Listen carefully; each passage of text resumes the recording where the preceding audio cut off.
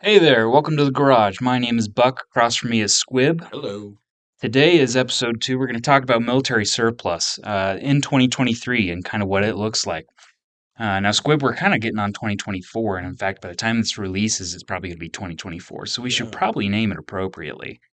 Um, End of year surplus deals you need to get now because the world's surplus is going away. and even then, start your 2024 off right with military surplus. Ooh, I like that. So I Very think we're good. going to touch on that, what kind of value you can still find in the market, but also what's out there, what's been popular, and just what you can find. Right. For that, though, we are going to make it a custom to start every podcast episode with kind of what's happened since the last recording, what we've got, where we've been, what we've done. So, Squib, I actually have a surprise for you in a box. Our, Ooh. our listeners can't see right now, but there is an ammo box Right. We have between we have us. one of those beautiful old school green case guards in front of me, and you It's told a me not to open it it's a until now wonderful here. MTM. It's big for an ammo box, so Gotcha. Do I open? of course, Open. please. Okay. Yes, Oh, he's it's going to heavy, see folks. what I've been doing this weekend, and Oh, it's load oh. development This is, ladies and gentlemen, for what case? I wish I could show everybody this. We got to get video going because this is some beautifully polished and loaded 338 Lapua Magnum. It's a big boy. This is like this beats my brain because to shoot this accurately, I need to know like Coriolis effect of the earth and stuff. And the zero for that rifle is at like 300 meters. Like you can't Wow. do anything small with that gun. These are beautiful. So this is what you were Thank doing you, on thank you. Snapchat this weekend. Yeah, Okay. yeah, I All did right. load. I did load development. I'm for my reloading setup. I'm doing it for quite a few cartridges. So I did 224 Valkyrie this weekend. I shoot Okay. that out on my AR. 338 Lepu is the big one, or La Poix, as some Le people have Pois, said. La Poix. right? I know a gentleman. Kind of like Audi. Audi. Yeah, and if he's listening, he knows who he is. Down in Sydney, he works in the gun library, Sydney, Nebraska, in Cabela's. And he said Mr. Lacroix would be insulted if he thought people thought his name had a poo in it. So it's not Lapua, it's Lacroix. I can see that. That was the lecture. If you ever go to Sydney Cabela's, everyone, Yeah, world just headquarters of Cabela's. yeah, just say Lapua, and Mm. you'll get a talking to by the gun Well, library I need staff to I there. need to take a trip down there for a couple weeks for a USPSA pistol match, anyways. So I think I might make it a point just to do that day. Hopefully, he's working on that Sunday. It's an underrated Cabela's, but yeah, 338 Lapois. I have shot 1,000. That was actually the first cartridge I hit 1,000 with. Makes it pretty easy when the drop's like not very much. Yeah. 250 grain hollow point boat tail. Now, I have never shot 338 La Poix Yeah. Magnum. Oh, that's fun to say. Realistically, how many of these are you putting through before your shoulder is saying, "Okay, let's be done"? So I can say I'm a little bit of an anomaly because I've put probably 300 rounds through my 338, Okay. which is to some people that like, oh, whatever, 300 rounds. That's a lot. I mean, This is a monster cartridge for and people that aren't considering familiar with it. each each one that you're holding has 90 grains of powder in it. 90 grains of powder. I mean, Mhm. that's almost double the bullet I use in my Right. And 223 what's the loads. weight of the projectile on Or this? 250. Yeah, 250. 250 hollow Yeah, point. this is a honker. And I have 285s and I have 225s for it too. Okay, But I want to get the gotcha. 250s rolling because I have more of those. Well, I would say we could take this out to my range, but my range is not going to do this any Yeah, justice. We got to go up north of town. yeah, or down to Sterling, Colorado. But to answer your question, which was actually remind me of that squib. Uh, what your I've question was? lost what question I had. Okay, Oh, well my that. question was, how many rounds realistically can you Oh, put for through the that shoulder. rifle for That's your right. shoulder before you I say have no? my record has been I think a full 50. Wow. Okay. And that was 50 rounds of load development to get the powder charge right for what you're seeing in Mm. this box here. And Now, for people at home, how would you reference that recoil to maybe like a 12 gauge skeet load? Because I know some of the stuff you are used to going shooting 100, 150 rounds of 12 gauge. something I'm familiar with is more so. Oh, this is gonna be tough Give me because something that would well, click for me. because I don't shoot shotguns, so Hmm. I'm like slugs and buckshot and that kind of thing. I can't comparatively tell you what recoil is like I between gotcha. shotgun and 338. Compared to a 30-06. I How can't. much more? 300 Win Mag. I've shot more 300 Win Mag than any other cartridge. Okay. Double it. and that's Double it. about what it is. Dang. Granted, I have a braked 300 Win Mag, so there's a little less Mhm. force going into my shoulder, So it's but like Mike Tyson drunk versus Mike Tyson in his prime. yeah, Okay, I think that's a gotcha. good comparison. Okay, cool. 338 is sharp. It is Mhm. a sharp recoil, and the I would Lapois. bet. I think I shot 338 Win Mag and 338 Lapois, and I think that's just a bullet diameter thing because they both Nice. just punch in the Well, shoulder. they are beautiful. I can't wait Thank to you, see what thank they're you. gonna do. I'm excited and anxious for Absolutely. load What else did you testing. do this week? Oh, that was it. Was it that's a lot of Low work. develop well, and I did 50 rounds of 7.62 NATO for my Bolt 308. Okay. I did more load testing for an AR-10 for 7.62 NATO, Mhm. 224 Valkyrie, of course, and then the 338 Lapois. And I mean, between all that, it's full weekend. Absolutely. But what about you? What'd you do? What'd you get? We got some new toys. We do. One that I'm gonna Okay. pass across table here. We're gonna do a clear again real quick. Oh Yep, we are man, good. it looks nice. The CZ75 SPO1 Tactical Oh, came home. I heavier. about 2 days after our last recording, I went and took it off layaway. I paid the rest of it off, and boy, I love it. I've been carrying it for 5 days now. IWB, it is really not that bad. Now, I will say, going from the regular 75 to that 75 SPO1 Tactical, Hmm. I did feel the weight change. Yeah. I am still running the same 16 plus one. Not running the 19 round mags on it because it's just a little much for a carry piece with that length of a handle on it. But I will say that I've been carrying it for 5 days, about 14 hours a day, depending, and it hasn't been bad. My placement had to change a little bit. I went from a 3 o'clock carry to a 4 o'clock carry, and it really wasn't too bad. But now I'm also losing enough weight. I can 1 o'clock appendix carry. So Oh, that was that's nice in it it. when your gut's not in the way. Oh, it's I know the nice. feeling. Still got room to improve, but I so understand. I took that home. I grabbed another, I think, 250 rounds of 9 millimeter for the stack because it was still on sale, and I was like, why not? Also ordered in a full spring kit for that and a couple of other, replacement parts should the gun ever go down. So that's an all steel frame. All steel. Yeah. So that's Yep. where that That weight's that is coming not from. the lightest pistol to carry. And being uh, a Glock guy, I'm sure you feel the weight difference because going from polymer frame to Hmm. all steel. I Yeah, mean, it, yeah, it is a change. Now, luckily, that 75 I was carrying, that kind of primed me up for it. yeah. I don't know what the real, I didn't look up the weight difference. I'm guessing I have maybe an extra 4 to 6 ounces on my hip now instead of that Mhm. 75, and that's from the Which rail. is noticeable. It is, you could call it maybe went up a half pound in total. And that was from the rail. Unfortunately, I was not aware of this because I should have been aware. Could not use my 75 holsters because of this rail. Hmm. It is Oh yeah. lighter. So Okay. had to get all new holsters made, Yeah. which did that in shop at DEFCON, so that was dope. Sure. Um, Great picked up holsters. absolutely picked up some 9 millimeter to go home. What else did I do? Oh, I picked up another 100 rounds of 223 Remington steel case because it was also still Another on sale. 100. I just when I see a good deal and when I see the prices where they were 5, 6 years ago, Yeah. I would rather invest in that now because you know what? If it sits in my safe with silica packets around it and it doesn't have any moisture or Mhm. corrosion, that's just an investment for me. Well, and ammo fluctuates Absolutely. extremely.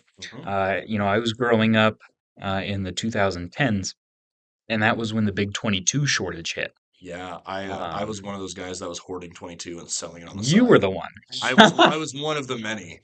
I think Um, everyone should hoard 22s when they're available. Absolutely. Now, I will Uh, say now in my shooting days, mhm. I am maybe sitting on maybe 2 to 3,000 rounds of 22. Yeah, And last time I shoot at 22 maybe once or twice a year. right. I don't enjoy it like I used to. I'm so much more of a handgun and an AR platform shooter now that my Ruger 1022, I love it. I'll never get rid of it, but it doesn't come out of the safe very often. And you seek enjoyment out of different things. And Absolutely. 22 definitely has its place. And if anything, right now, it's more nostalgic than Right. anything. Now, in a couple years, when my son's old enough to physically be able to, Hmm. handle that Yep. rifle, that'll be a great thing to go out and plink and shoot some cans with, like I did with my grandfather on the farm.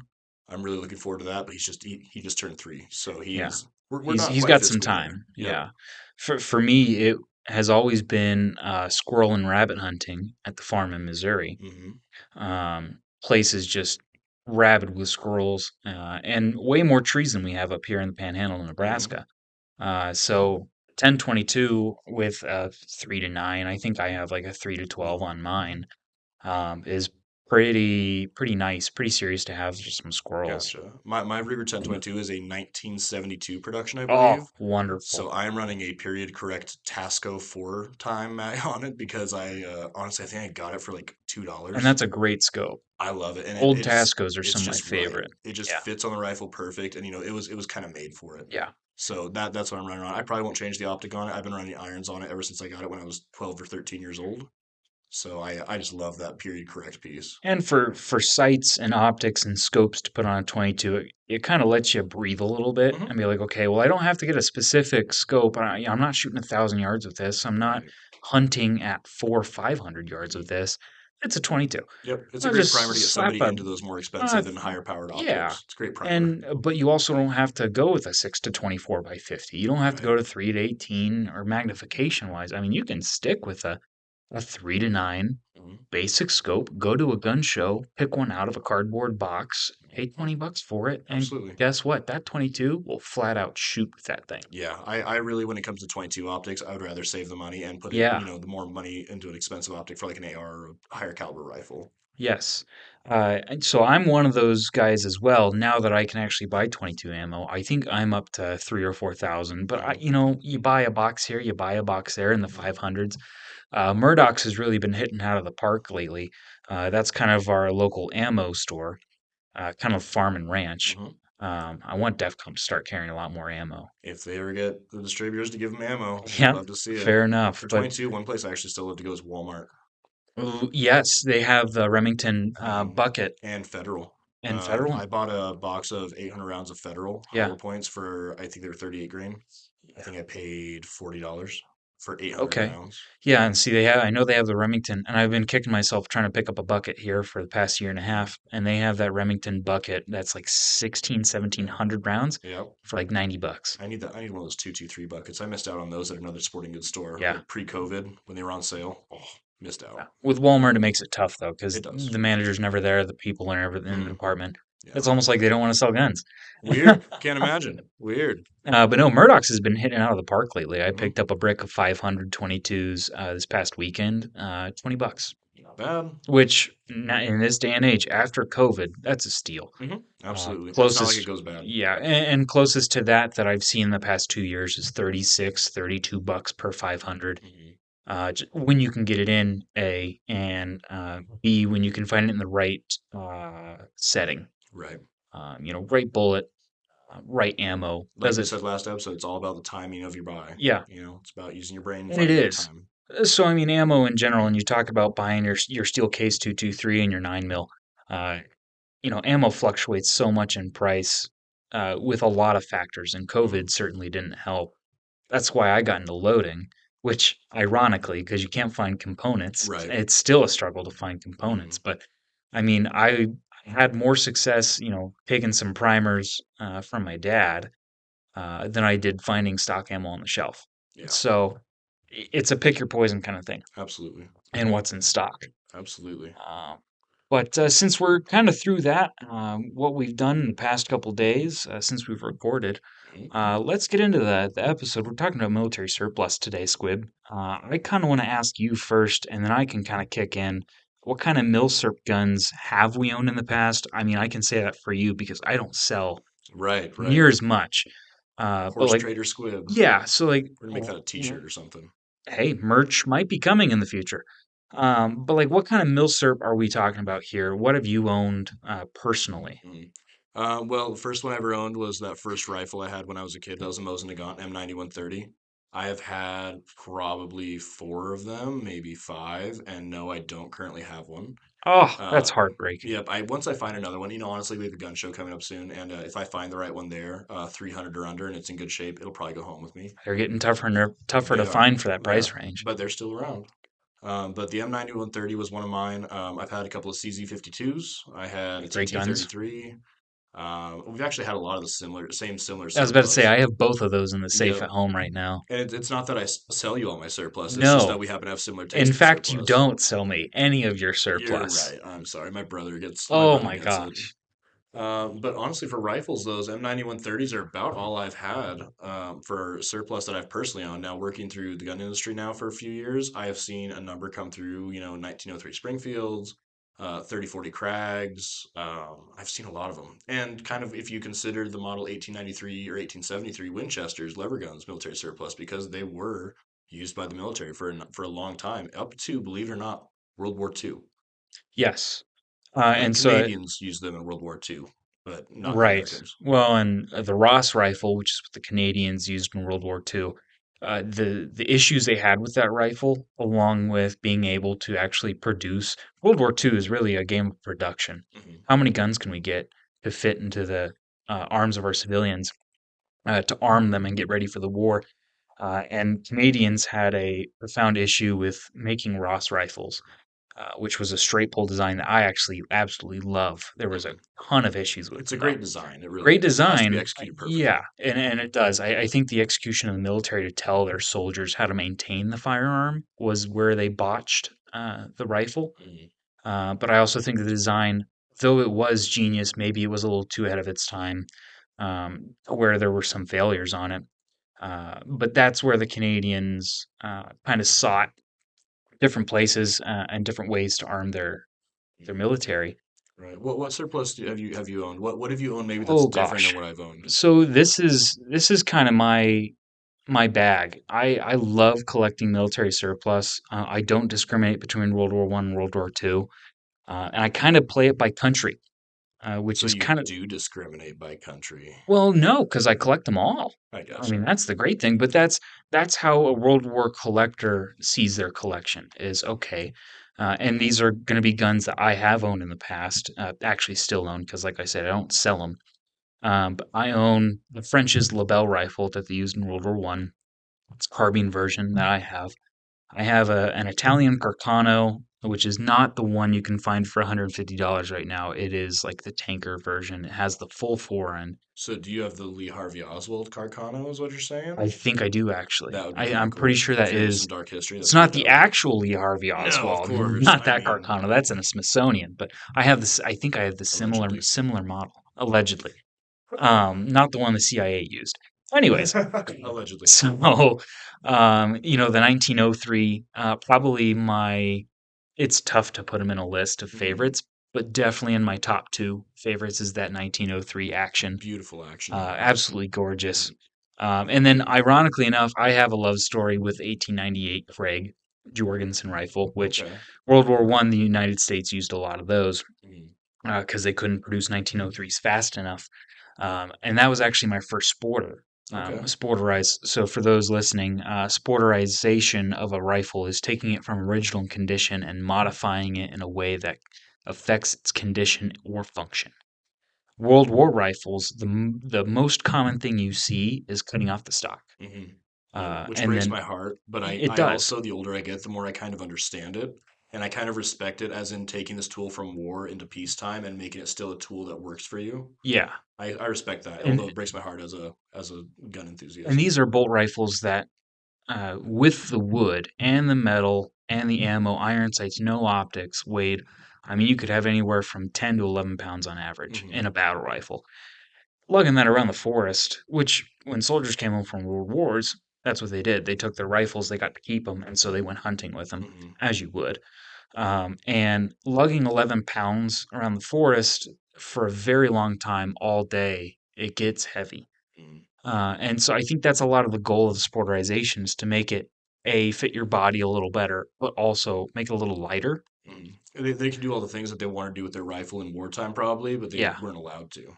Right. Well, and yeah, you can't necessarily cut off the wood stock while you're in the trenches. But like when you get home after the World Wars, it's like, okay, well, if this is going to be my deer rifle, and it is mine, after the service was over, then because back in the day they let you keep the rifles, Hmm. if Yep. only. Yep. They send them to your local fire department a lot of the time. You go pick them up from your local fire Yeah. department.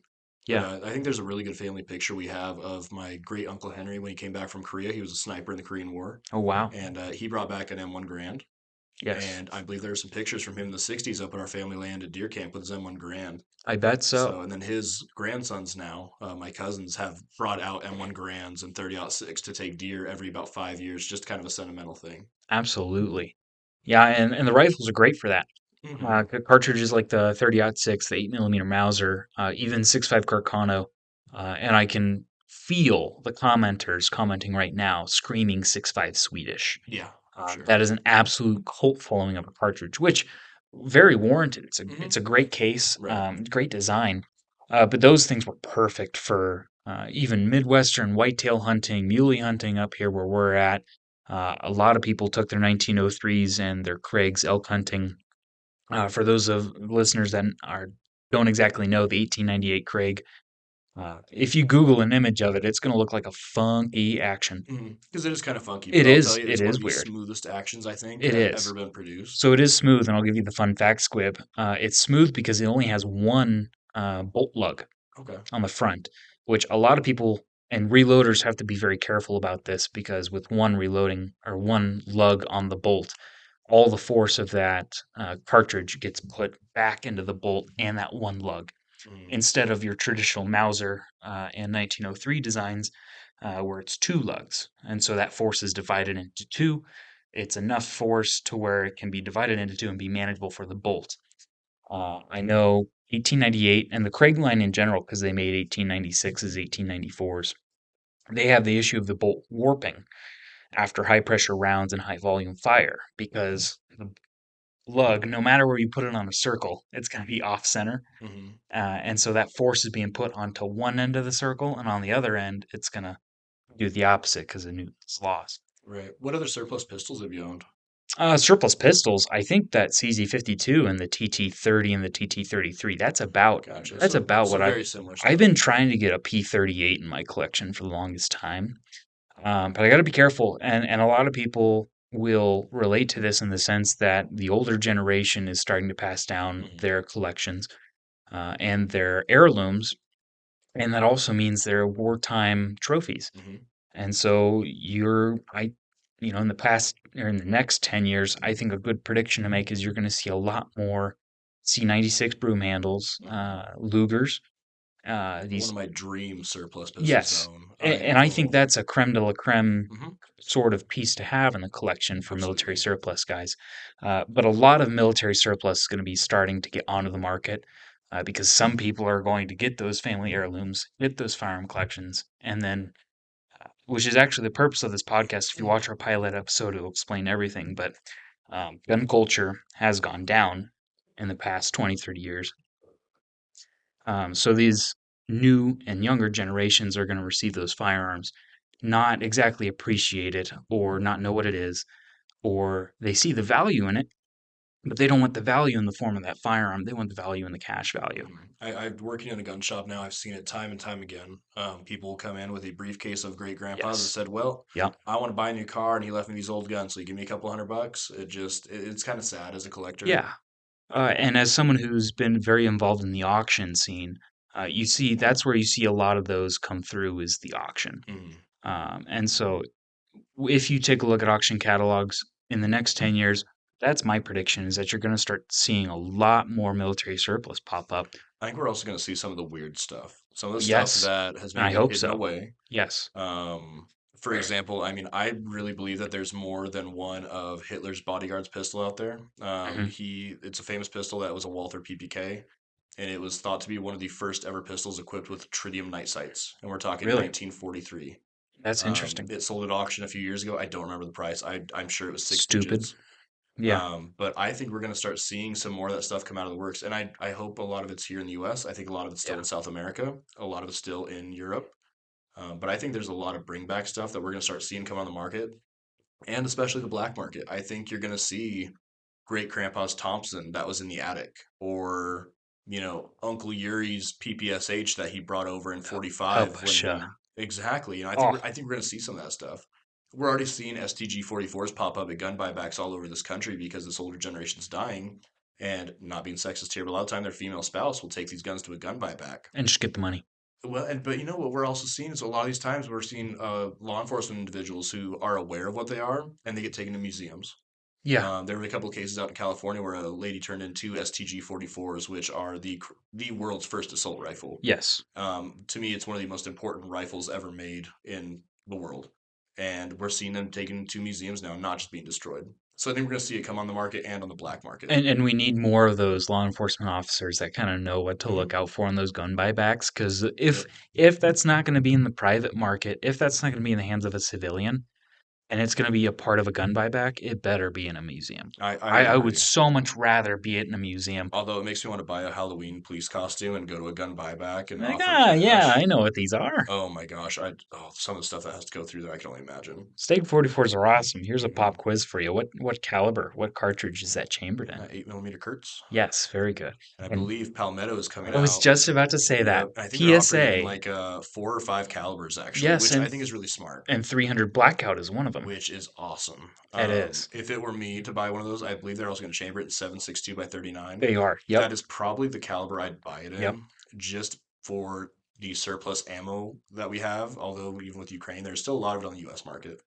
It's not as cheap as it was 5 years ago. It sure isn't as cheap as it was 10 years ago. No, no, but nothing is. No, but I think I'd probably buy one in 7.62 by And 39. see, I'm the romantic in the sense that I would have to get one in 8 millimeter Kurtz. If And you they would, are offering it, which props to them. I hope some ammunition companies are kicking it in the butt and they're going to offer it at a reasonable price, like PMCM or PMJ, whatever it is Well, out of Serbia. PPU is, I think they've always Okay, reloaded for it. I've okay. seen some PPU offerings for 8 millimeter Kurz. I don't know if they're still doing it. They need to. I agree. That's where my hats off goes to PSA because they know the ammo lookout for 8 millimeter Kurz. Most people listening to us, and I hope this isn't the case, and if it is, do a little research on 8 millimeter Kurz. You'll find it very interesting. Hmm. Um, but they know the ammo lookout doesn't look good for 8 millimeter Kurz. No. They're not. No, and It's not loaded. nobody's It's going to not shoot World shot. War II surplus 8 millimeter Kurtz. It's No, I have no, a handful of those rounds, and I've been offered some stupid money for them because I have a couple that are SS stamped. and they're not common. No, No. it is. I mean, but here's the thing that they also have usually good stories with them. If you buy a couple rounds at a gun show, Hmm. 50-50 shot, the old guy selling who's going to tell you it was taken out of a bunker in Germany somewhere, and I kind of believe it anymore. I've seen some great Well, videos of some guys uncovering some really cool stuff out of bunkers in the forest, yeah, and a lot of it's still preserved pretty well. yeah. So yeah, hats off, and I think they're also bringing back a Mauser, Hmm. the K98 Mauser. Hats off to PSA, doing what I wanted gun companies to do for the Yep, past 15 years, is it's just like start making those old classic right, like guns. Ruger making a 1022 and an M1 carbine. Yeah, with And an M1 carbine yeah, stock. and they look really cool. I had somebody order one a Absolutely. couple days ago from the shop actually. Yeah. But a lot of those firearms, hopefully next is the puppet show, the PPSH. That would be awesome. And kind of to round out to where we've been, we've covered some of the rifles that we've owned. I do have an M1 Grand. I've owned a Do handful. you? I didn't know you had one. Yeah, and we had two at one time, Okay. 1942 vintage and a 1944 Gotcha. vintage. Springfields? I can't remember if they're Remington or I Springfields. got you. Either way, great rifles. I Yes, or mean, Smith Coronas. Every one of their brother made M1 Grands during mhm, World War II. I yep, mean, typewriter companies, yep. GM might have made a couple. Saginaw. Well, they made the M1 carbine for sure. I don't know if they made Yeah, Grands. I don't know. so there's a lot out Or there. Garins, whatever people want to butcher us for. I'm going to say Grands and they can fight me about it. Grands, and then the people that say Mosin Nagants Hmm. can go bite it. The thing So, is that I'm gonna call Flannel Daddy Grand Thumb. He is not Garand Thumb to me. So to me that is it is Grand. fair. But moving on, just to cover, this being military surplus, we do want to cover a good section of some of the rifles you can see out there. And then as we go through this list, I do kind of want to cover where do you find the value? Hmm. Because people wanting to collect, even starting their collection, if you have a couple, two, three, $400, you can start your World War collection. Oh yeah, I Uh, think it's a great thing for young shooters to get into that yes, are history minded absolutely. like myself. I mean, I bought a surplus rifle for my first one because it was cool. Yeah, Because it was like, oh and my gosh, here's a World War II rifle. I can go shoot. and Gen Z and the older or the younger millennials, they are held responsible for the price spike that we've seen in Absolutely. military surplus Dang because youngins. well, video games. Hmm. When I was growing up, you had Call of Duty World War II. You had World the at good War. one, not the new one. World at War, great Yep. one. Call of Duty Uh, Zombies. Oh, Zombies, exactly. And zombies, people will laugh. That was a lot of these guns were in there. yeah. I would be lying Um, if I didn't get some of my interest in the surplus market from video games, especially Call of yes, Duty. absolutely. So and that's, my generation, which I am Gen Z. Sorry to spoil it for everyone, but You don't need to. we are responsible for the price spike, especially on Mosins, because they used to be $75 a pop. I know it. We're going to start with the Allies of World War II. We have to break this up somehow. So, Mhm. World War II, Allies versus Axis. We're going to start with the winners. Obviously, most popular M1 Grand. I'd say it's most popular because it's most iconic. Yeah, You got the in the Dane. rifles, I think it's probably the most common Yeah. surplus rifle we see in the U.S.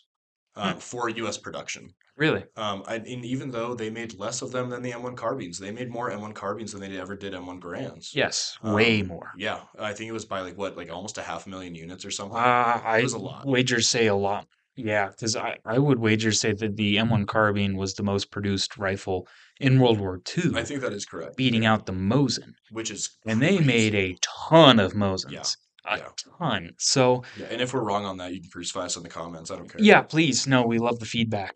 So the M1 Garand, yes, is in the list, and obviously the M1 Carbine is the smaller version. People are going to Mm, crucify us for that too. But yes, it is a smaller version, in 30 carbine, and which is 30 still a carbine. smacker. It is. Well, and people are starting to chamber it in pistols, which Yeah. is just Yep. crazy in my mind. I've got a Ruger Blackhawk in the In the case right now shop at right work, and it's now a in 30 30 carbine, carbine. Oh, as it makes me shake my head, but I'd shoot it. But shoot it once.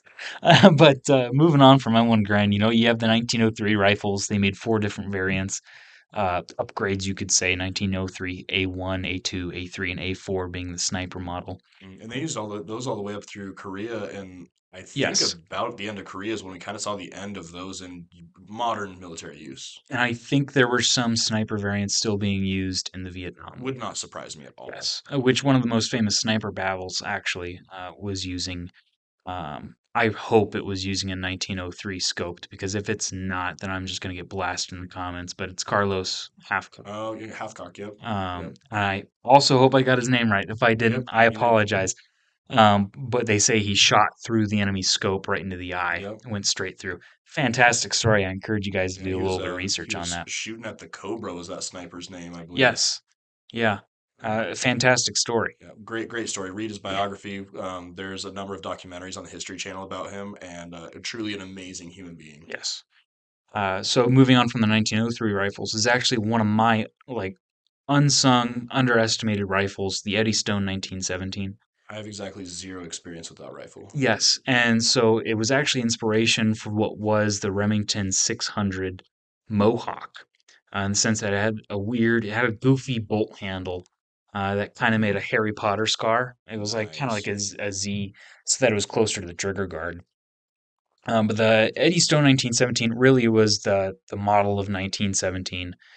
Most of those have Eddystone on it. They were made everywhere. There were some made in 303 British Oh, cool. for Britain. Hmm. But when World War One hit, we had more of these on hand than anything else. And so, fun fact, these were actually primarily used in World War One. Okay. The 1917 great rifle. I would put it on par with the 1903. I just think the 1917 was more of uh, not Mauser inspired. Hmm. The 1903 is greatly Mauser inspired. Right. And then, backing up a little bit, the 1898 Krag rifle, backing up in time, because that is 1898, that is Hmm. pre 1900s. But we used that against, I forgot the force. I think it was down in Cuba, Dominican Republic, one of those Oh, islands. yeah. Uh, Didn't Teddy Roosevelt's Rough Riders carry him? yes, and it was the Spanish American War, Hmm. and they had seven Mausers, Yeah. 7 by 57 Mausers in their rifles, and absolutely, we beat them because we had the numbers. But they actually absolutely kicked our butts. Kind of like Hmm. the Alamo, Yeah. smaller force against big force. Yeah, the big force win, but man, did it hurt. Hmm. Yep. And boy, did Um, they come back and get a whooping. yes.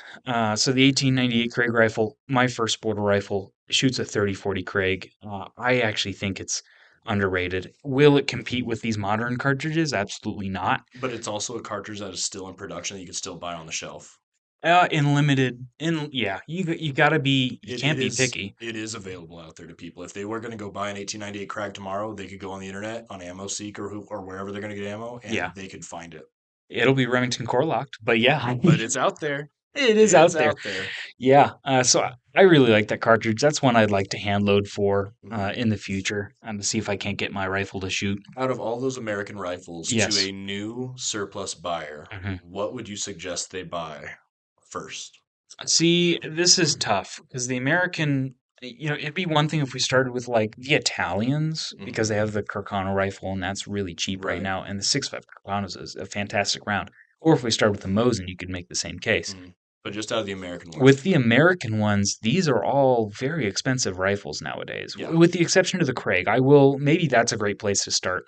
The Craig rifle was my first bolt action rifle ever. Okay. And I think that was 5, 6 years ago. And I bought it for $130. Good And deal. it was in garbage shape, Mhm. which is why I had to sporterize it. I It was gotcha. already sporterized by the previous owner, but I turn it into an actual usable rifle. You should be able to still find those after sporterization for about $300. Mhm.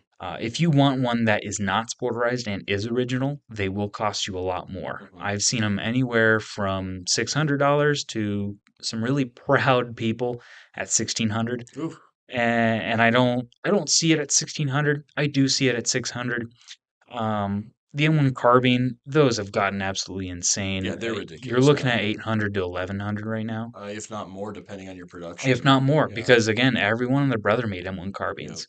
So depending on what name is stamped on that receiver, you could be paying a premium. What's interesting about the M1 carbine is that if you go right now to like Thompson Center and you try to order an M1 carbine, a modern production, brand new 30 cal M1 carbine is going to run about the same price as a World War As a II World War II surplus. production. So, Yeah. I mean, pick your battle on that one. If you want it just as a shooter, brand new one, cool, go buy a new one. But if you want it Hmm. for the historical value, which is what this, episode's definitely about, buy the old one. Yeah. As far as the Eddie Stone, the 1917 goes, I've had a strange, unfortunate luck with this. I haven't found any, uh, or at least not many, in the past few years. I don't know what's happened to them. I just don't see them as often. People sold them for M1 grands. Well, or maybe they sold them for 1903s. I'm not sure. It's a fantastic receiver Hmm. because a lot of people buy the 1903 or the 1917, take the barrel off, take the stock off, and you have a hell of a receiver to put a barrel on in any kind of cartridge that shares a 30-06 family lineage for the case head, which is a long list, by the way. Right. So you can do a lot with a receiver from one of these. So honestly, an M1 Garands, I mean, 1400 to 2 grand. Hmm. 1903 rifles, you're looking at I'd love to say 1,000, but I think the reality is you're more looking towards the 12 to $1,400 range. Now, I can tell you if you want a sporterized one, I've seen them around the $400 to $600 range. And I think that's a great place to start with the American side of things is find a sporterized rifle because you're going to see a dramatic drop in price, something that's affordable, something that can start your collection. Hmm. Granted, it's not going to be the grandeur of what it was in the 1930s, 1940s, but it's still going to shoot. Right. And if it's not, I think you can reasonably make these guns shoot. Whether it's a stock change, that's like 99% of it. And then the other 1% might be some fiddling with the sights, Right. or maybe some a bolt missing or something. Hmm. But a lot of it's the stock. Right. Out of the American rifles, I would definitely tell someone to buy an M1 Grand before Mm, anything else. That's partially because it is still a shootable rifle today. You can run, I think they advise you don't run anything over 180 grain in them, yeah, and you can still shoot modern yep. rifle rounds out of it, which Because is you'll great. you'll warp the guide rod, from Right. what I But I hear. think realistically, out of those, for an investment piece, I would buy an M1 Grand. You think so? I really would. 5 years ago, I could still walk in somewhere and pick up a Springfield Grand for just shy of a grand. Yeah. Yep. I 950 to 1,000. And that's a great investment Hmm. price itself. Now I can't touch one for less than 1,400, Hmm. and that's just a Springfield. And Springfield is the cheapest out of all of them. Yeah. Second most expensive or second cheapest is Winchester, and I have an affinity for Winchester because I'm a good Hmm. old boy. And I would probably those are running around 16 to 1,800 depending on model. Yeah. And some of them get even higher. So I would say for an investment piece out of the American ones, buy your grand now. Whether that's through the Civilian Marksmanship Program, the CMP, I wouldn't suggest that being your first route. I would go and Yeah. I'd spend the money on one you can physically look at, hold, and check because whatever the CMP sends you is what they send you, and there are no takesies backsies. No. There, you get what you get. So out of that list, I would suggest people buying the M1 Grand as an investment Yeah, piece. if you're looking at a must-have American piece. Yeah, I bet you in 10 years, you're not going to touch one for less than 2 grand. That's your prediction. 10 years from now, 2033, Okay. if I can remember what year it is, a lot of brain damage. Right now. I would guess that you're not going to touch one for less than 2 grand, and that's if we don't see a massive surplus of them come on the market in the next few years from all this generation dying. We are still getting a couple shipments from Europe Mhm. from battle takebacks. Yep, absolutely. But I really see them hitting the 2 grand mark in 10 years. And see, I'll counter that, and I'll go for 1,800. And Sure. and after 10 years, we'll come back to this episode and we'll do our Heck yeah. predictions. Gotcha. I would give some what I would consider wiser. If you had to go American, that's good advice. You can't go wrong with an unsporterized M1 Grand. Not that there's a lot of sporterizing people do to the Grands things. No, People can't actually, really chop them up too much, well, and they thankfully. can, but they don't. I feel like the Thankfully. M1 Grands commanded enough respect to kind of not be on the chopping block. Mm-hmm. The 1903 and the 1917, like I said, those are Mm-hmm. great Franken guns. Yeah. Things you can strip away and build. So, of Mm-hmm. course, those are a lot more sporterized guns that aren't the M1 Garand than there are the M1 Grand. Yeah. So that's great. I would give the advice: don't start with the Americans because I they are completely the agree with most you. expensive. Yes, I think if you're on a budget and you're just starting to get into surplus rifles, the American market is not the way to start out unless you gotta have it. Right. Unless you gotta. Or you find a great deal. And If like you know what your values are Mhm. on those specific models and you find one Right. for less than that, you need to hop on it because they're not getting cheaper. No, That's for there is sure. no price dropping in the American market at this Right. point. It's only increasing. I think a great place to start is still the Soviet Union Mosin Nagant 9130. I completely There agree with are you. enough variants. You can still find them for about 300. I think the last one I bought was 325. And there's still buku amounts of ammo on this market, both surplus and being made for on the shelf today. And you can shoot them. Absolutely. And you don't have to feel bad. I felt a little bad shooting the M1 Garand just because 1942, you don't know if it was, storming any beaches or any fields. You don't know where it was. So If guns could talk, right? if guns could If talk, guns could talk. exactly. The Mosin, a lot of those didn't leave the crate. Right. But you could also get one. They kind of look similar. The Yeah. battle bringbacks and the ones that have Right. never left the Yeah. crate. They That's, look the and same. on, They're the beat up. Mosins, we really never know. I don't think Yeah. you're ever going to get a lot of accurate No. information on So those. I feel a lot less guilty shooting a Mosin. Yeah. Also part of the load development I did this weekend. I forgot. Nice. I Very cool. did load up some 7.62x5.4R for my Mosin. So you're telling me that you're my ammo hookup for when I buy a Mosin at the next gun show? If you have cases, I have load data. I will find you cases. Okay, perfect. Another great place to start in the market, I would say, is Italy. The Yep. Carcanos right now are probably the absolute cheapest option if you want to get a military surplus that isn't sporterized. Right. You can get an unsporterized Carcano rifle. Granted, they're ugly as all get out, I think. They have fold open bayonets, which maybe it's cool to I some kind of like the people. stabby stabby I on the end kind of of the like gun. it, but I like also, it. like I said, it's ugly. I like to stab pumpkins in this kind of fall season. It's It's a nice. lot of fun. You can use the gun as a spear. They're Mhm. $150 right now, And I depending on where never you felt go. bad like javelin throwing something with a bayonet as long as it was a Mosin or Yeah, something like that. but like $150, what are you in the freaking gun for? Exactly. $150. Mhm. You can chuck it at a tree. Yeah. Bend the Absolutely. bayonet because the whole weight of the rifle's focused on the end of it that's stuck into a tree. You can do that.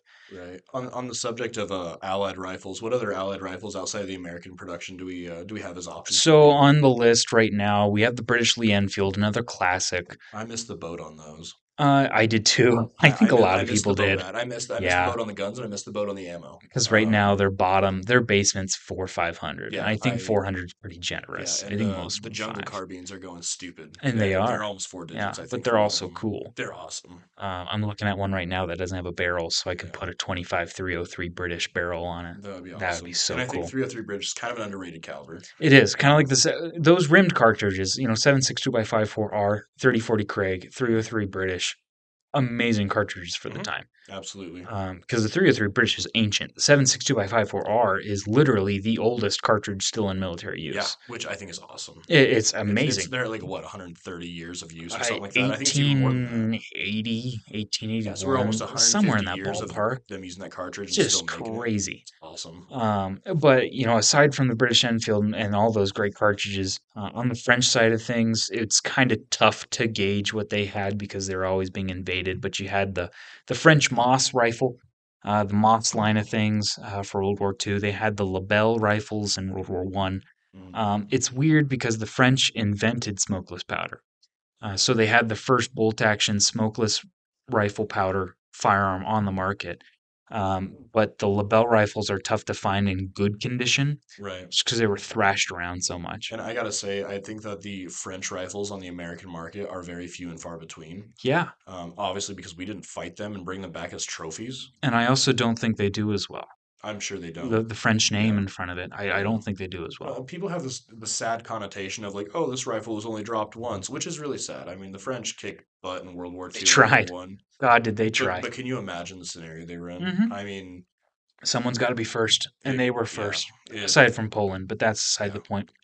Um, But moving on, we've talked about the Canadian Ross rifle. I think is an undersung model, but it did have a lot of issues.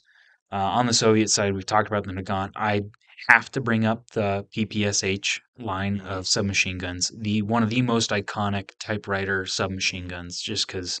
which I think that's something we might see on the black market in the next few years. I mean, obviously they've always been on the black market, but I think we're going to see that older generation dying, and people are going to find them in basements and attics. I'd And love to see build kits come out oh for yeah, them. yeah. Absolutely. 7.62 by 25 Tokarev. Amazing cartridge. We said on the first episode she's a spicy girl when she's Yes. moving, and a little bit of extra barrel in front of Yeah. her, like not out of a CZ52, like out of a Papa Shot. Like Yeah. oh, Absolutely amazing, and the firing rate would be nuts, oh yeah, they're so ridiculous. There is no set firing rate on a PPSH because you no, can't get enough of the same brand of 7.62 for Tokarev. all of it to fire the So same. yeah, you're never Yeah, gonna get enough of it. direct blowback. But, moving on to the Axis powers, you have the iconic German K98 Mauser. A Hmm. lot of countries made them. As they kind of invaded countries, they kinda said, "Hey, these rifle factories are now ours. We're gonna tool and kit you up to make K98s, and you're gonna make them for us now." Right. Some examples of this, Czech Mausers, some of the most sought after Mauser rifles because Germans are so expensive. Hmm. Czech rifles made the VZ-24. It's the same Mauser, I would argue, different stampings. Hmm. Absolutely fantastic rifle. A lot of that in World War II. Same rifle, different stamp. Yeah, yep, a lot of that because a lot of countries outsource their rifle Yep. production. We have talked about the Italian Carcanos. Sorry, I didn't wait till the Axis powers to talk about it. They're just too good and too cheap right now to have. Well, if you want value, it's I would tell probably people one of the go best get places one. to start because they won't get cheaper. No. They'll be the same as the Mosins, and then 5 years from now, people are going to be like, "I remember when you could get them Right. for Yeah. I got $150." called old the other day. And I said it's because I remember a You are nine old. millimeter when it's $8 a box. Oh gosh. I Oh, don't you're feel dating that old. yourself, Squib. But I have to bring up the Japanese Type 99 rifle. I actually really respect this gun. They're a dope rifle. I A don't lot have of any people hands-on don't. experience. A lot of people don't like the Type 99 because it is clunky, they say. Mm. I like it. It's one of the toughest actions to come out of World War II. Uh, Toughest as in reliable. no, Okay. toughest as in the most pressure. Oh, okay. You can put high pressure loads into air, not advertising you should, but Type 99s were famous for their ability to take pressure Mhm. from overloaded cartridges or high pressure Okay. rounds. I didn't know that. Yeah. So they're actually, I would say they're sought after, but they're not because they have a goofy bolt face that you can't fit 30-06 based case heads on it. You know how people say learn something new every day? Buck, every episode we do, you teach me like 10 I hope things. I so, love it. and that's kind of what I want for the listeners as well.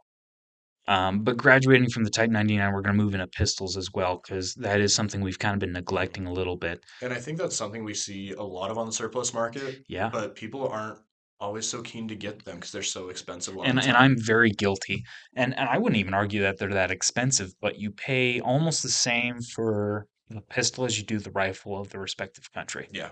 Yeah. So my CZ52, which I is not German by any means. It's in fact I would match it up with the Mosin because they're Slavic countries.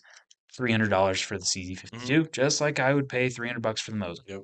My grandfather bought one back in the 80s. I think Hmm. he paid $150 and it came with some ammo and I kid you not, the holster was leather and it was made out of a boot. You could tell it was the top Okay. of a boot. Well, you'll have to get Lanny on that. Oh, they're Start awesome. making holsters from boots. Absolutely. But we've talked about a little bit about the German Luger. That's creme de la creme to have in a collection. An authentic 1911, Mm, like period correct mhm. 1911. And now that could be World War One or World War Two, because I mean Yes. those World War Yep. Ones were just reissued in World War Two. Yep. Exactly. And there's, I mean, I think 8 manufacturers for the Hmm. 1911. I could be wrong on that number, but there's a Yeah. bunch. Yeah. And they're now very expensive Hmm. for very good reasons. I'm still Great, looking for great handgun. mine. A Nagant revolver, which I've been wanting for a long time, Of course you do. because it's actually one of the very, very, very few. It was the first revolver that you could suppress. I didn't know that. Yes, because usually there's a gap between the barrel and the cylinder where the gas escapes and there's the sound escapes. Mhm. The Nagant revolver is the first revolver to close that gap, have some sort of sealant around so the gas can't escape, Yeah, suck it, so Smith and you Wesson. could suppress it. That's Yep. awesome. The list of revolvers that can do that it's a very short list. That's really cool. But the Okay. Nagant crowns that. I really Okay. want one. And my dad makes fun of me every day for it. The revolvers, they were issued like crazy through World War One. I Hmm. think that's a great. The British revolvers, the name of them escapes me The now. Webley. Webley, Hmm. yes, exactly. See, you're teaching me stuff. Oh, I love I think those. that'd be They great. are bricks, but they are Yeah, really sexy bricks. yeah, If a brick can be and they're sexy. tip open, so they're a little weird, weird Yep. enough to have in the collection. Yeah, and a lot of those World War One revolvers were actually issued in 45 auto or 45 Really? ACP. Yeah, I've had a few come through the shop. Actually, yes, and I know Colt revolvers came through in 45 ACP as well. And I think So it's really yes. dope. So I mean, 45 is just a sexy round to me. And in a revolver, like I said, it's odd enough, and I like to look for the odd stuff for collecting. So that I mean that fits the Hmm. bill. We have the iconic Mauser C96 broom handle. They're far and few between. Yeah, I've only seen probably a dozen of them in Yeah, my life. and this is a common theme with German manufacturing is they made them so complex. It was tough to make a lot of them in a short Hmm. amount of time. Which, as we've talked, that was the race of World War Yeah. One and Two. How fast can we get guns in people's hands? Hmm. That's why the Germans had 3 or 4 different pistols because they had to make Lugers, C96s, they made Walthers, Hmm. PPKs or PPKs, what the model was. P38s. Yeah, Yep. because they were so complicated, you couldn't make very Yep. many of them in But what that I amount do of time. admire is that they only chambered, I believe, all their pistols in 9 millimeter, which was smart on their side. 30 Mauser. Oh, So that really? C96 broom handle was chambered in 30 That Mauser, makes sense. Okay. which at the same time though it was an 1896 model Right. Mauser. So you're So maybe we pre maybe we could argue like 1900. World War II, they were only issuing 9 millimeter handguns. It seems like, and the Maybe PP and I'm the not sure. PPKs, I think those were still in 380 to them. I could be wrong. Yeah. I wouldn't be surprised if there was some 32 auto somewhere I mixed would in not be there. surprised. That would So, make a lot of sense. but a lot of 9 millimeter there. And then the TT33 and the TT30, another handgun I have in the safe at home. Um, I bought that one cheap for sure. That'd be They're a a good little place. ugly, but Eh, they're just a tiny bit of well, they're they're not Glocks. yeah, you got me there. Let me rephrase that. Maybe they're more Slavic. We won't say they're Maybe weird. so. They're just kind of I Slavic. will say I do solely believe that it was Stalin's effort to copy the Browning High Power, which was Yeah, I see a lot of it similarities was a there. design of Browning himself, who I consider gun Jesus, John Moses Browning. John Moses It's Browning. not real unless Mm, Browning made it. yes, he made the Browning High Power, and I solely believe the TT30 and the TT33. That was Russia's attempt to kind of copy that Hmm. technology, which we saw a lot back in that day. But kind of moving on, non-World War II surplus, I feel we should give some honorable mentions Yeah, here absolutely. because it's technically the CZ50 and the CZ52, which we've spoken about a little bit in this episode, does Hmm. not fit the bill for World Wars. Right. 1950, 1952 models. Great handguns. Again, 7.62 by 25, great round. Walther handguns, those actually were World War II. I don't Yep, know and why a we have lot them on of that well, a lot list. of them were produced post World War. Yeah. You see a lot of that production in 1946 and 47 starting up Hmm. again, and they were actually reissued to German police departments. Yes. Okay. You can see a lot of those on the market. Some of them are actually still German Reich marked, Oh, and some of them got through from using old parts. Some of them have been scratched out. the old parts bin. Yep, the old parts bin. Happens more than you think. It's amazing, yeah. Yeah, so the Walther handguns, and I love Walther handguns. Modern day, old day, whatever you consider. I Quality. I absolutely love Walther. I will bring up the M1A, also known as the M14. We wanted to stay away from guns that you can't own as a civilian. Granted, you could probably own Mm, with enough licenses, money right. as you can throw. It's something you can own anything you want. But the typical civilian, I want to bring up the M1A as an honorable mention. And you can find M14s that have the fully automatic um, control out of the gun. Okay, So I will gotcha. say, and a lot of people don't even know that thing was fully automatic. Yeah, I haven't never had the pleasure of shooting one, but Yeah. if I ever get to go to like Dragonland over in Colorado, Yep. I've I heard of would that. like to go and rent one just Shout for the out. experience. Yeah, Yes. if we can, maybe we need to do a podcast field trip to Yeah. Dragonlands, Dragonland. If he hears about us, please reach out. We'd love to come talk and do a podcast episode with you. But yeah, M14, um, not the best firearm to shoot fully automatic. 7.62 NATO, not a very Right. good It's cartridge not to about it fully being good automatic. to shoot full auto. It's the fact that you can shoot it full auto. Well, but that gun's also very long. It's very cumbersome. It was one of the very last wood guns to be Hmm. in production. So a lot of people complained about the fully automatic fire because it's so difficult to Hmm. control. Can you So imagine lugging that like 13-pound rifle through the swamps with all your Alice gear and however many mags of 308? And yeah, no, thank you. no. And however many pairs of socks they made you carry back then. Oh God, take care of your feet, people. Change your socks. A little ibuprofen. That's all you need. The last one we're going to talk about is kind of a twofer, the G3 and the FAL. Mm. Fantastic I firearms. have a not a small affinity for the Rhodesian Bush Wars, Yeah. and the FAL is the rifle that comes out of that conflict as being the winner. And you want to talk about cult following. I think Oh these yeah, guns fit in a very, very specific niche. And a lot yep. of people fight over the Steg 44, Mm-hmm. the M14, some of the first assault rifles, and the G3 and FAL guys just laugh at Mm-hmm. them. So Yeah. it's like, yeah. And a lot of people say, I forget which channel, this might have been Garantham.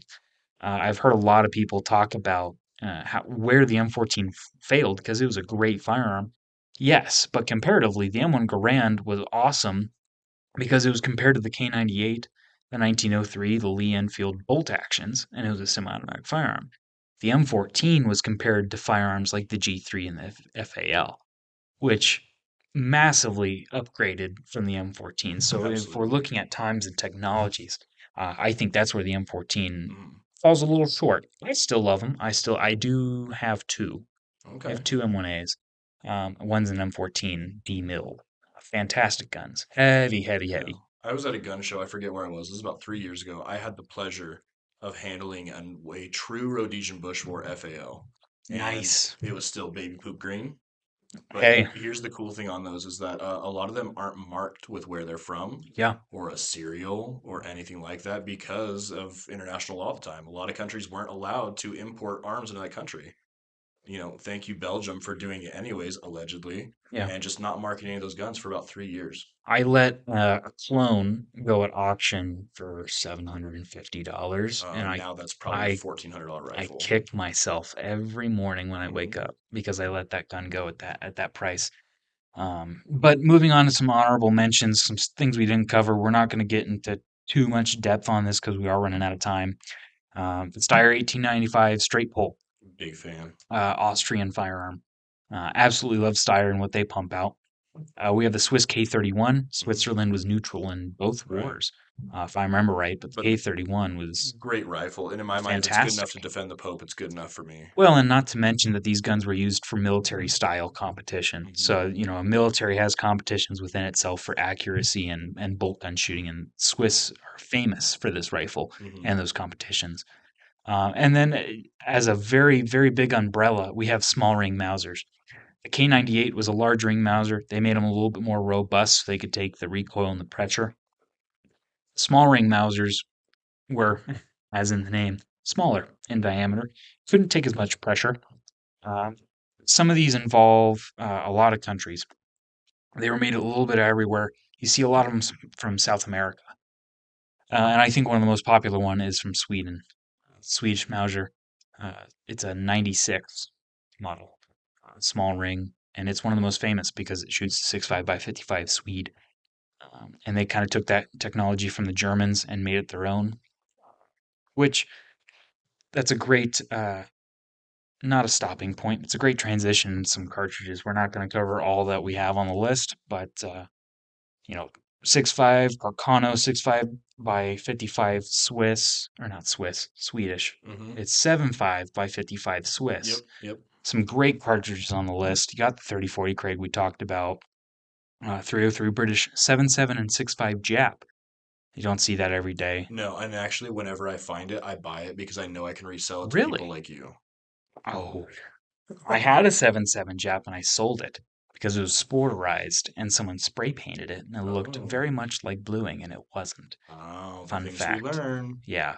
In terms of the Mauser cartridges, you're looking at three. You're looking at 8 millimeter Mauser, 7 millimeter Mauser, and 7.65 Mauser, Okay, which I hear was Mauser's favorite. 7.65. It was actually his first, and then the German military was like, "Nah, we're doing 8 millimeter." And other countries in the small ring Mausers said, "Ah, we'll do seven." No one wanted to do 7.65. sure. I love the cartridge. But the big point that we're bringing up these cartridges, the technology that we're seeing today could not have happened without any one of those cartridges. Modern firearms couldn't Period. have happened without World War firearms, I don't think. I mean, look at the STG-44. That is the world's first assault rifle. Yes. And now we are in a world where, at least in this country, we are graced with being able to have AR-15s that are Hmm. similar in style. Ooh, you're gonna get some hate mail on that one. They can similar in style as in It a has a magazine. exactly as in a magazine-fed medium caliber rifle that is dependable and fast firing. We just wouldn't be where we're at in this firearm world without all of the great technology that came out of those world wars. And on the other end of that for the cartridge, people are going to yell at me in the comments for this one, but the 30-06 gave us the 300 Savage. The military took the 300 Savage, made the T65 cartridge, which then became the 7.62 by 51 NATO, which 308. Hmm. The 308, not debatably, the 308 did spawn the 243, the 22 250, the 260 Remington, the list of cartridges. And you can trace it back to 30-06, and that's why we call it a family tree Hmm. when we talk about cartridges. Because it is, you can follow the branches to the main trunk, and the main trunk for a lot of our favorite cartridges is 30-06. Which is actually one of my favorite cartridges ever made. It's a romantic It cartridge. really is. It's nostalgic, I it's will be shooting nice, 30 it 6 is until I old, can't shoot anymore. and it is a great cartridge. I will say that. I don't use it, but hey, a lot of people do. Many people hold it in contention with the 8 millimeter Mauser because it shares the same bolt head. That kind of goes back to when we didn't get spanked, but we kind of got spanked by the Spanish with those Mauser rifles, and we had Craig's. Hmm. They took the rifle and they took the case, and they're like, "Ah, what makes this so nice?" And then they kind of took design elements and made the 30-06. And it's a big pet peeve of mine when people say that the 8 millimeter Mauser is the parent case of the 30-06 because it's definitely not. Hmm. What dictates that is if you could make a 30-06 case out of an 8 millimeter Mauser. Got my tongue twisted around there, and you can't do that, so I wouldn't call it a parent case. But yeah, the technology is massive in the World Wars. It gave us what we have today. 6.5 Creedmoor, 30 TC, which shares the same case head diameter as a 308. Yeah, very rarely in the firearms world does anybody just make a cartridge. Yeah, It comes from somewhere. There is some for basis sure. of their design, and it goes back usually at this point now almost 100 years or more. And it's all about proportions too. The 50 BMG, and I'm going to bring this up. Mm-hmm.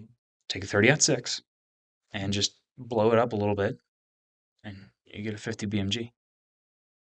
The shoulder, the neck, the junctions of all the parts Okay, come together in a very similar fashion. I gotcha. Okay, The body taper, that sort of thing.